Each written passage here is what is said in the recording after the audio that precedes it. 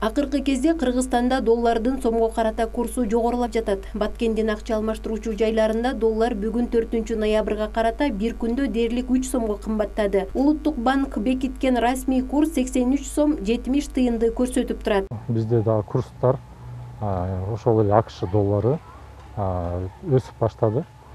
Буга көп себептер бар. Баарыбыз билебиз, Кыргыз Республикасынын экономика жаатында өнөктөштөрү бар.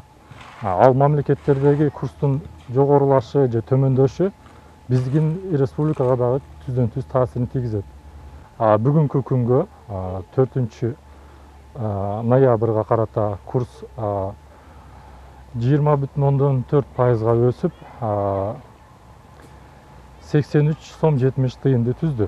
Жыл башынан бери эсептегенде Улуттук банк 15 жолу интервенция жүргүзүп, жалпысынан 355,8 миллиондон ашуун доллар саткан. Бул аракет улуттук валютаны колдоо максатында жасалууда дешет адистер. Курстун орусча айтканда резко көтөрүлүп түшүшү бул жарандардын капчыгына түз таасирин тийгизет. Ошонун алдын алуу максатында Улуттук банк жумшартуу негизинде ушундай интервенциялар жасап турат. Бул өзүңүздөр билгендей эле экономикабыздын бирдей калыпта турушуна чоң таасирин тийгизет.